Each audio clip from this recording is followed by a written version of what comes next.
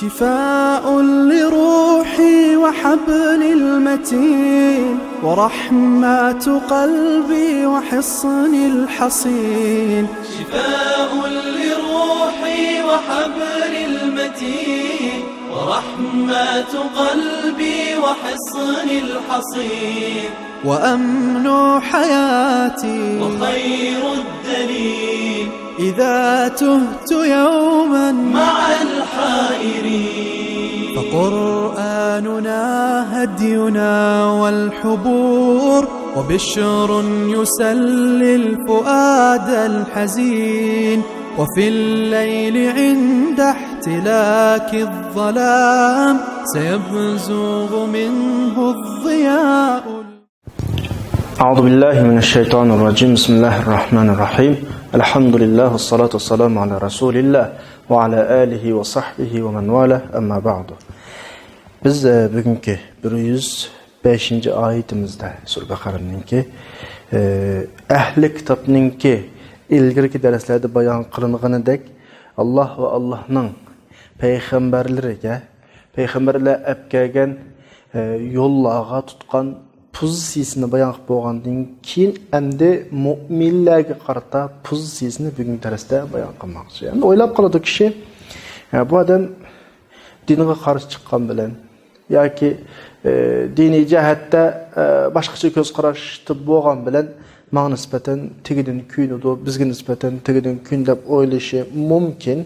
Ama Allah subhanahu wa ta'ala bunu bugungi oyatda qat'iy inkor qilyapti.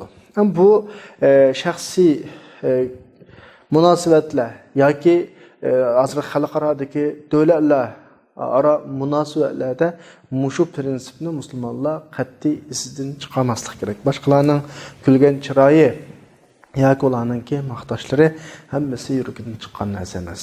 Bularning azaldan Müslümanlara qarata chin ko'nglidan muhabbati yo'q. Müslümanlar paydaga erishsa yoki musulmonlar bir utuq qozonganida bularningki hargiz xo'shildigan bir ahvolni ko'rgan olmaydi. Buni biz yashagan vaqtlarimizda ko'rib o'tdik. Bugungi dunyodagi bo'layotgan umumiy hodisalarning buning farqini kuchlik. Buni azroq aqli odam tushuna oladi. Afsus bizning musulmonlarimiz İslam devletleri deb atalgan devletning reisleri yoki ish egalari ahli kitob va mushrik dunyo atrofidagi din dushmanlarini o'ziga do'st deb qarab qoldimi? Nurg'un siyosatlarda, maydon tutishda, ish berishda ketkizib qo'yibdi. Alloh subhanahu va taolo bu haqda bugungi darsimizda alohida eskartish bergan asli 1400 ilgirlar. Va Alloh subhanahu va taoloning bergan eskartishi asli bizni başqacharak yo'l tutishga iboratda aslida. Davatuda estaizu billah ma yawaddul-lezina kafaru min ahlil kitabi walal mushrikin ayunzala alaykum min khayrin min rabbikum. Mayli ahli kitobdan bo'lsin yoki mushriklar bo'lsin, dinsizlar, kafirlar, din dushmanlari sizlarga Rabbinglardan yaxshilikni tushishni asla xohlamaydi. Kimki ondan umid qilmaydi uni. Shuningdek bizningki diniy jihatda dini faaliyetler bilen şug'ullanishimiz aqallisi oddiy bir ishlar bilan shug'ullanishimizga yo'l qo'ymaydi. İmkoniyat topsalar hozir ko'ryapmiz buni yuz berayotgan ishlardan. Vallohu yaxtassu bi rahmatihi man yasha vallohu zul fadlil azim. Ammo buningla bilan bular bizga hech qanday zarar yetkazmaydi. Alloh subhanahu va taolo xohlagan kishini o'z rahmatiga xos qiladi, xohlagan kishiga rahmatni beradi. Alloh buyuk fazli marhamat egasidir. Müşahiyatning o'zidan bizga inshaalloh xotirjamlik tuyg'usi, umid tuyg'usi keladi. Chunki atrofdagilarningki bizning qishimizdagi dushmanlarning qilayotganlari, etayotganlari bizni xuddi biz yaqinda tugab ketadigandak, bundan keyin yashash imkoniyatimiz yo'qligida, kimligimiz o'zgarib ketadigandak bir xil tuyg'uni beradi. Chunki ular dinning aqalli adna bir shuarlarini qilg'ali qo'ymayapti. Ammo Alloh bizga nima deyapti? Yo'q. Vallohu yaxtassu bi rahmatihi man yasha.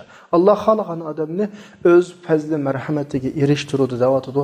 Vallohu zul fadlil azim deyapti. Biz Allohningki shu buyuk fazlini, shu marhamatini umid qilgan kishilar. Alloh bizni inshaalloh o'z fazli marhamatidan ayirmaydi. Abdur davatudu hamdi.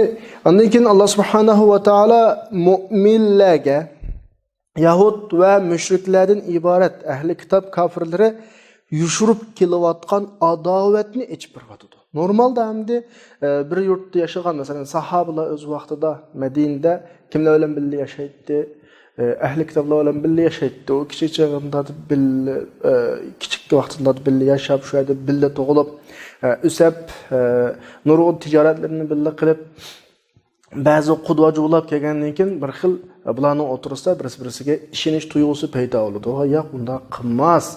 Ya bizga olsa bunda qilmas degan tuyg'u paydo bo'ladi.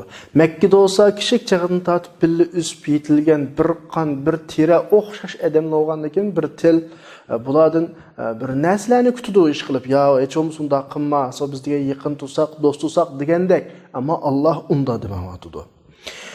Bular Peygamber Aleyhisselam'a iman etini rad qilgan kishilar bular. Bu noktadan Resulullah'a iman etini rad qilganligi tufaylidan Resulullah'a iman etganlarga nisbatan ko'nglining tagida bir adovat var. Adovat var bularninki. Allah Subhanahu va taolo mu'minlarni mushayda nimaga diqqat qildiryapti desa, Yahudi mushriklar mu'minlarga yaxshilik bo'lishni yomon ko'rdi. Mu'minlar tarafdan kelgan her ishda bular bir shak qiladi bular. Shunda deb mu'minlar xitob qildi bu oyatda, shuni bilib qo'yinglarki, Mavla sizlarga asla yaxshilikni istamaydi. Yaxshilik bo'lishni istamaydi. O'ziga yaxshilik qilmaydi. Sizlarning bir yaxshi ishga erishishinglar, yaxshilikning sizlar kep qilishni asla yaxshi ko'rmaydi. Oyatda aytadi, "Ma yavattu" degani ko'nglining tikitin yaxshi ko'rmaydi degan gap bo'ladi. Mishada arabchada wud deydigan bir so'z bor. Ma yavattuning asli yiltiz so'zdik. Bu nim degan gap desa, o'zi yaxshi ko'rgan odamga qalbning mayil bo'lishi. Bizning yaxshi ko'radigan odamlarimiz bor. Ota-onamiz bor, bolalarimiz bor, atrofda so'yganlarimiz bor. Shularga qalbimizning tikida bir muhabbat bo'lganlik uchun bir yaxshilik kelsa suyunimiz biz. Bularga unda ishonmaydi davatudu. Amishada bir nuqtani farqlantirish kerak. Qalbdagi birovni yaxshi ko'rish, mehr, muhabbat bilan birovga yaxshilik qilish ikkisi ikki ish. Yaxshilik deganni yaxshi ko'rgan va yaxshi ko'rmagan odamga qilaversa normalda. Masalan, men birisini yaxshi ko'rman, unga ham yaxshilik qilaman. Yaxshi ko'rmaydigan insonlarmi bir yordamga ehtiyoj bo'lib qolsa, buni ham qilaverma. Ammo qalbingda mehr, muhabbatni faqatlam kimga lam qilsa yaxshi ko'r. Shunga yaxshilik qilish bilan yaxshi ko'rish ikkisi ikki ish. Yaxshi ko'rish so'yganlarga bilan bo'ladi. Yaxshilik qilish so'yganlarga ham yaxshilik qilsa, so'ymaganlarga ham yaxshilik qilsa. Shunga shu muhabbat, mehr, muhabbat deganning qalbning tigidan chiqadigan narsa o'g'achqa Alloh subhanahu Mujadalaning 22. oyatida mana deydi. Allohga va oxirat kuniga iymon etgan kishilar, Alloh va Allohning rasuliga qarshi chiqqan bilan dushman tutgan kishilarni asla yaxshi ko'rmaydi. Ota-onasi olsunmi, bolalari olsunmi, qarindoshlar, urug' tuqqanlar olsunmi, asla yaxshi ko'rmaydi deyapti. Mayada yaxshi ko'rmaslik babida yurakning tikidan chiqadigan, yurakning tikidan ularga bog'lanadigan ma'nosidagi yuvaddunalloha va rasulahu, yuvadduna man haddallohu va rasulahu deb, ya'ni shu vadda yavaddudun, vadda yavaddu filistin chiqqan shu vud degan so'zning ma'nosini asos qilgan filni ishlatdi ma o'rinda. Ya'ni Allohning rasulini yomon ko'rganlarni haqiqiy iymon etganlar chin dildan yaxshi ko'rmaydi. Bu tuttusun. Ondan keyin ota-ona haqida nima deydi Alloh? Endi bir oyat o'qib, yana ikkisini selishtiramiz biz. Va in jahadaka ala an tushrika bima laysa laka bihi ilmun fala tuti'huma wa sahibhuma fid dunya ma'rufa. Agar ishga ota-onang seni deydi. Menga shirk keltirishga majbur bo'lsa, zo'lasa, demak u mushrik degan gap ota-onasi. Mushrik bo'libmi taqa? Shirkni zo'laydigan mushrik. Bunda bo'lib qolgan taqdirda itoat qilma, ammo yaxshilik qil deyapti. Oyada ota-onasi bo'lgan taqdirda Allohning rasuliga qarshi chiqsa, uni yaxshi ko'rma deyapti. Miyada menga shirk keltirishga seni zo'lagan taqdirda yaxshilik qil deyapti. Din dushmanlari mush ikki oyatni akilib, bu ikki oyatni o'tirdi zidlik va ilgirki oyatda Allohning rasuliga qarshi chiqqan odamni yaxshi ko'rmang deydi. Miyada ota-onang Allohga shirk keltirgizmoqchi bo'lsa seni, ammo dunyoda yaxshilik qil deydi. Bu qanday zidlik? Bu yerdagi ota-onasini kupurga bağmakçı olan, kupurga mecburlayotgan ota-ona degan Allah'ın Resulü qarşı chiqqan bo'lmamdi. Ayada yaxshi ko'rma deydi. Miyada yaxshilik qil deydi. Bu qanday zidlik bu Qur'ondagi deb Qur'ondan bir zidlik tepib olgan kishilar o'tirib chiqdi ba'zi din dushmanlar, mustashriqlar. Biz ularga deymizki, biz tushuntirimizki bu yerdagi masalani, sizlar ma'nini tushunmaysiz bu ishga ma'nini. Yaxshilik qilish degan boshqa hukm, yaxshi ko'rish degan boshqa hukm. Inson yaxshi ko'rgan va yaxshi ko'rmagan insonlarga yaxshilik qilishi mumkin. Mana ikkisining farqi bor. Yaxshi ko'rgan, yaxshi ko'rmaganlarga yaxshilik qilishi mumkin inson. Masalan, bir odam sana uchraydi, sen yaxshi ko'rmaysan uni, bir qisqinchilikda qopdi, ma'lum darajada pul molni birib, shu qisqinchilikdan chiqib olishiga yordam qilsa. Ammo uni bilan sizning o'tirangda hech qanday bir do'stlik, mehr, muhabbati yo'q. Bu bulduğu ahvol, bu normalda. Ama dostluk, mehr, muhabbet faqat sen söygen adam bilan bir alaysan. Yaxshi ko'rganlaring bilan bir alaysan. O ikkisi ikki ish. Unda keyin ikki oyatdagi masala ayrim masala. Qalbini yaxshi ko'rish degan boshqa masala, yaxshilik qilish degan boshqa masala. Ikkisi ayrim masala. Demak, biz mushnoqni tushunganimizda bugungi oyatda ma yawaddul-ladzina kafaru min ahlil kitab walal mushrikin degandagi yawaddu degan ma'nosi qalbidan chiqarib yaxshi ko'rish degan ma'noda. Ya'ni Yahud Nasaralarninki, mushriklarning qalbi ey mu'minlar sizlarga yaxshilikni aslo yaxshi ko'rmaydi. Qalbidan sizlarga bir yaxshilik bo'lishni istamaydi ular. Bular Rabbinglar tarafdan sizlarga bir yaxshilikni tushishni yomon ko'radi. So'dada paydo qilishingni yomon ko'radi, ilm ma'rifatda ish qilishingni yomon ko'radi. Shunga barliq amal choralarni tepib, sizlarning tijorat yo'llaringlarni aytadi, sizlarni bilimsiz quyishga qistaydi sizlarni. Amaliyotda sizlarga Rabbinglar tarafdan yaxshilik deb atalgan hech narsaning yaxshilik ismi va har qanday narsani tushishni xohlamaydi ular. Amaliyot yaxshilik cho'ng Allohning vahiysi, hayot dunyodagi ko'rsatma yo'li, payg'ambarninki, Allohning rasulininki, payg'ambarligi qatorliq bu eng cho'ng yaxshilik, uxroviy, dunyoviy, uxroviy yaxshilik. Buni aslo xohlamaydi. Biz ilgari darsimizda o'tdik. Ahli kitoblar Madinadagi arablarga tahdid soldigan odamlar aslida bir payg'ambar keladi, biz birlashib Qasomning jazosini o'rimizda. Ma payg'ambar avlodni kelgan vaqtda bulanmadi bular. Chidiyanmadi bular. Oyatdagi min xayrin degan so'z yaxshilikni ular yaxshi ko'rmaydi, bira yaxshilik qilib qilishni demay, yaxshilik tin deb menda tin iborasi bilan akilishning sababi arabchada din degan so'z bularni bulusiz billarda kelib qolsa hech narsa degan ma'no ifodalaydi. Bu yerda Yahud, Xristian, mushrik qatorliq bu kuffarlarninki musulmonlarga hech narsani, qilchilik narsani yaxshilik babidagi musulmonlar yaxshi ko'rmaydiganligini ifodalamoqchi bu yerda. Masalan, bu til nuqtasini aytgan vaqtimizda siz birovning qashig'i g'irib ozroq pul talab qildingiz. Sizga menda pul yo'q deydi-da. Ya'ni men hech qanday balkim buningda 1-2 tanga yoki masalan men birisidan qarz so'radim.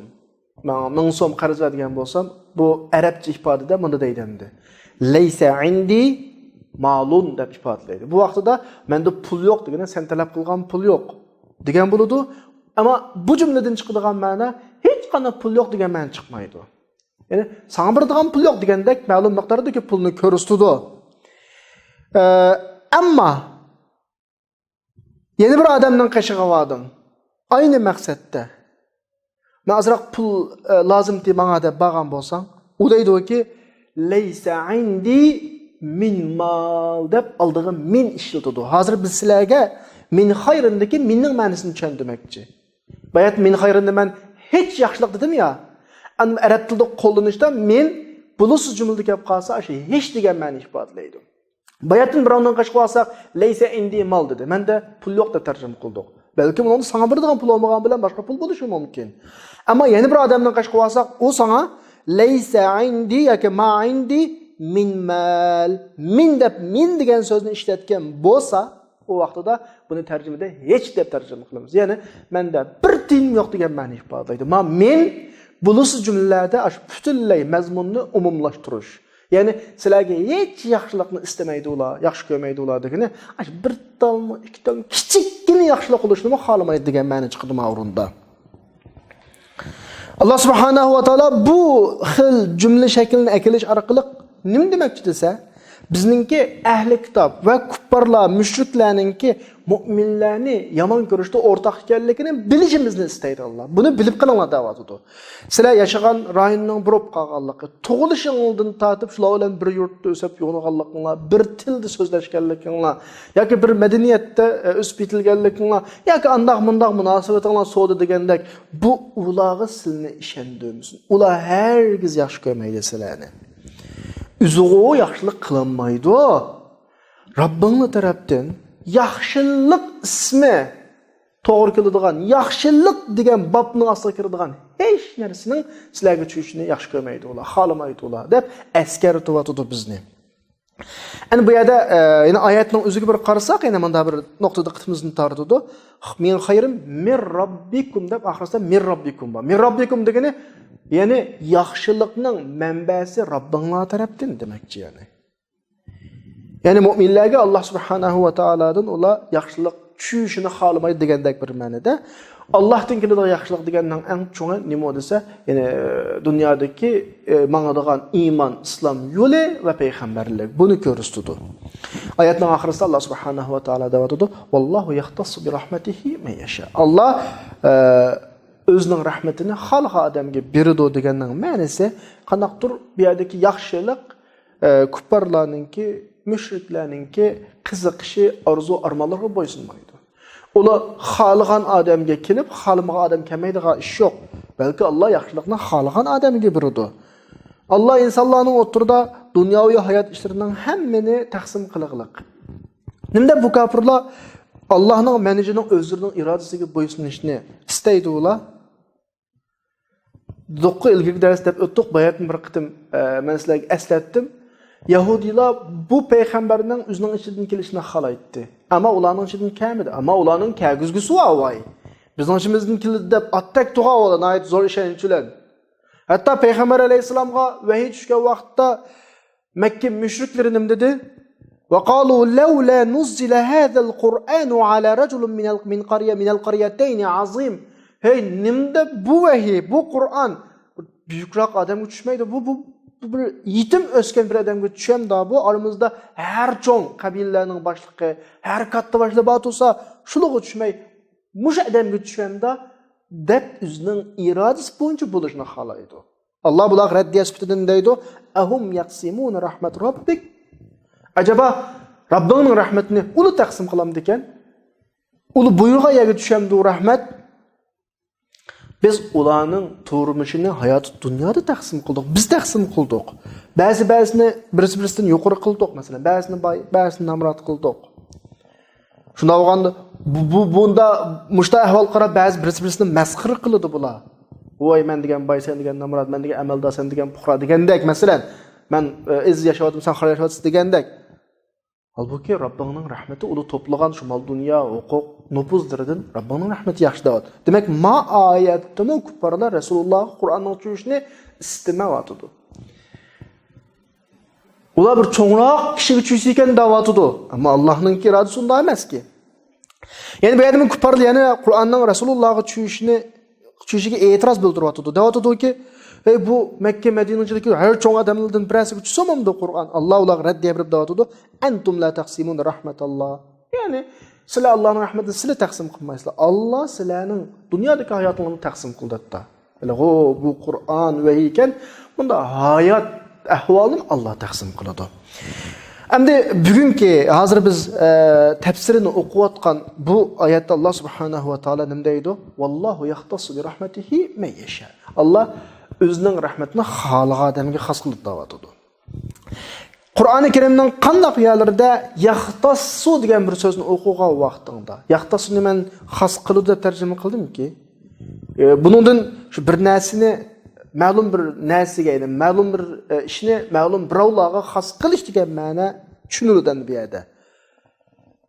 Masalan, men bir narsa tamoqdan birini akeldim, bir necha odam bor. Men bu tamoqni maxsus falan uchun akeldim degan o'rinda yaxtasu degan fe'l qana qilinadi, ishlatiladi. Ma ayeti nimda otudu? Wallahu yahtassu bi rahmetihi men yasha. Özünün rahmetiga xalagan adamni xas qiladi degani Allah birovlarni mushu hayatı dünyada ma'lum vazifalarni o'tash uchun tanlaydi. Allah rahmetini shuni tushirdi. Qandaqdir ma kuparlarninki Allohninki mashiyati haqida hukm qilish, boshqarish huquqi yo'qki. İnsanlar o'tirsidan payg'ambar alayhisolamni, payg'ambarlik risolatini ado qilishga tanladi, rahmetini Rasulullahga tushadi. Kishilar o'tirsidan palonini yoki pukunini şu dinini kişilerge yetkiziş için tanladı, onu dinde alim kıldı. Birovlarni Müslümanlarni yetaklash uchun siyosiy rahbar qilishga tanladi. Uningga shunda imkoniyatlarni berib siyosiy rahbar qildi Müslümanlarga. Uni xohlagan shaklda bo'ladi, Alloh xohlagan shaklda. Endi Mavlaning bu haqda hasad qilishlari, mu'minlarni yomon ko'rishlariga, bularga Allohning rahmatida hukmronlik qilish huquqini bermaydi. Unda Müslümanların ölçködük deplab ananda qilish kerakdi, ma'munda qilish kerakdi, av bo'lish kerakdi, ma'mu bo'lmaslik kerakdi deyish huquq yo'q bularninki. Shuningdek Alloh subhanahu va taolo bularga yuqoridagidek raddiya qaytarmoqchi bo'ldi bu yerda. Ya'ni maddin ko'paydi, tarqiladi. Mu'minlar ko'paydi. Allah bu din orqali nurg'un rayonlarni, nurg'un davlatlarni fath qiladi. Kishilar bu dinga top bo'lib kiradi. Bütün dinning hammasini ustiga chiqadi bu din. Sizlar yomon ko'rsanglar. Chidamsanglar, o'lib o'linglar. Degan shaklda vallohu yahtassu bi rahmatihi men yasha. Allah o'zining rahmatini xohlaganlarga xos qiladi. Xohlagan shaklda bu dinni taqitidi, xohlagan shaklda rahbarlarni chiqaradi. Buningga sizlar chidamsanglarmi amal yo'q demakchi. Endi biz masalan har qanday bir düşmanning o'zining dushmanining ustidan g'alaba qilishning sababi haqida o'ylanib baqsaq, ya buningda oshkora ro'shan bir sabablar bo'ladi. Masalan, dushmaniga qarata imkoniyati yuqori qurol-yarog' va boshqa jihatlarda yoki hilim mikr orqali qarash tarafini yangadi. Ya'ni dushman o'zining dushmaniga xuddi uni yaxshi ko'rdigandek mana shaklda o'tirg'i chiqadi. Yushu niyat olsa onunla ili çağrı tedbir kıldı. Ahırsta onu yeniş imkaniyeti bulup öldürüp taşlaydı. Bu xil.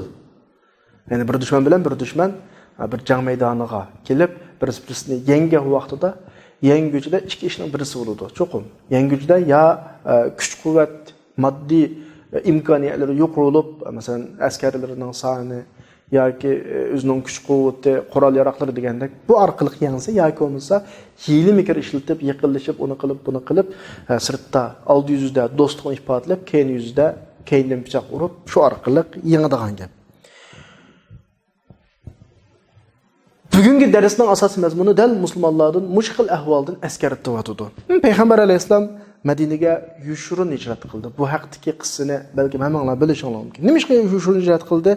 Chunki Alloh subhanahu va taolo Qurayshlarga shuni demoqchiki, sizlar Rasulullohni garchi yil ishlatsanlarmi, mikr ishlatsanlarmi, kechicha uning o'yisining atrofini qorshab yotsanlarmi, o'ltirolmaysizlar deganni ifodalamoqchi. Burunroq chiqib ketsin bo'ldi Rasululloh, ammo shu kecha chiqdi. Burun chiqib ketgan bo'lsa, o balki muvaqqaliklar yuz bermasligi mumkin. Shu kechida Rasulullohning uyisining atrofida Rasulullohni o'ltirish uchun bir bo'lik yoshlar bir kechini o'tkazdi shu yerda. Ammo Alloh shunning o'ttirdan Rasulullohni olib chiqib ketdi. Din dushmanlari shu vaqtda har qabiladan birdan yigitni, birdan adamni tanlab Rasulullohni o'ltagilar keldi. Nimishqa Rasulullohning qabilalar o'tirisidagi qon da'vosi olmasin uchun, qon da'vosiningki qilib qilish uchun. Payg'ambar alayhisalom shu o'tirdan chiqib ketdi. Hammaning kallaga to'pi chashdi yani. To'pi chashdi deganimiz bular Rasulullohni o'ltirish uchun Rasulullohning uyining atrofida o'ltirdi-yu, o'tirdan Rasululloh qo'l silab chiqib ketdi. Bular ko'rmadi degan gap yani. Odatda deymizgo, ko'z oldimizda bir narsani ko'rolmasak, ko'zingizga to'p kirib ketdimi deydigan bir gaplarimiz bor. Ashuna o'xshash ifoda yani. Rasululloh uning ko'ziga to'p qo'yib chiqib ketdi bu yani.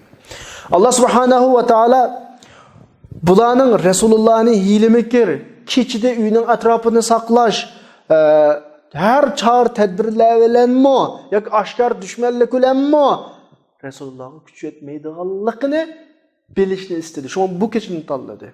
Onun aldığı çıkıp gitti. Bir ay, 2 ay, yoki 1 yıl Resulullah 10 yıl tutdu ki Mekke'de. Ama şu keçi tanlandı. Ulağa şunda bir ders versin ki sizlerden gücüne yetmeydi bunu demekçi. Vallahu zul fadlil azim. Allah büyük fazlı merhamet egizidir. Fadl degen nimo? Muşutun azar toxtulaylı. Biz adat fazlı merhamet deymiz. Normalde biz insanlar oturusda şu fadl degen sözünü işletken vaktimizde fadl degen bir adamın zorur hacetinden artıq bir narsa fadl oldu. Mende 2 maşina var. Bir maşinam men üçün ehtiyacım, yani bu maşinam bana nisbeten fadlı. Mening ehtiyacatım $10,000 ama mende $20,000 bolup qalsa, üstüdeki $10,000 fadl oldu. Mening ehtiyacım bir qaç tamaq, amma qaşın 2 qaç tamaq var. Eşip qalgan birisi fadl oldu. Arab tilida bu fadlı. Peygamber şunu bir edesda muş sözünü işleteklik. Yenilik sahabalarning içigimda bir adam kelib bir narsalarga ehtiyacı bağlıqını kögəndəki Rasulullah adamdan nə deyir Rasulullah? Men kana ma'ahu fadlu zahr. Kimdə artıq ulaq olub qalsa, uluğu yox adamga bəsun. Kimdə artıq yeməklik olub qalsa, yeməklik yox adamga bəsun deyə bu şeydə fadlu zahrın, fadlu zadın deyə artıq ulaqqa fadlu zahrın nə, artıq yeməklikə fadlu zadın nə 2 sözünü işlətilgan. Fadl degan sözünü. Yəni fadlu mal degəni Fadlı mal degene ihtiyacın artıq mal dünyanın pul ne? Fadlı mal deydi. Ama biz insanlar oturusdu ki muamele insanlar oturusdu ki ifadedeki bir ifade ben yukarı çöndürüp atqının. Ama Allah'a nispeten biz kul huvallahu ahad'da Allah'ını şunda tunuyumuz. Kul huvallahu ahad Allahu samet. Allah hemmedin bir hacet. Biz bayatlı dokku insanların hacetinin artıq nasıl fadlı etti? Allah hemmedin bir acetin. Allah'a nispeten Allah'ın kainatıdaki bütün nerse hazır ve ötmüşte ve kelgüsüde Allah'ın fazlıdır yani. Allah'a artık Allah bir hacet onundur. Allah'ın ihtiyacı yok onun. Allah'ın ihtiyacı zahid nesle artık nesle. Allah özünün halkıga muhtaç emas. Ketken, vekilidigan her kadar nimetke muhtaç emas Allah subhanahu ve taala. Bu noktadan şuna çıkan devatıdı. Vallahu zul fadlil azim. Allah büyük fazla merhamet egistigini Allah her nesile hemen birdi. Allah onun hiç nesige ihtiyacı kalmaz. Yani Allah subhanahu wa taala zor derecede fazla merhamet egisi. Allah'ın hiç haceti yok onunla.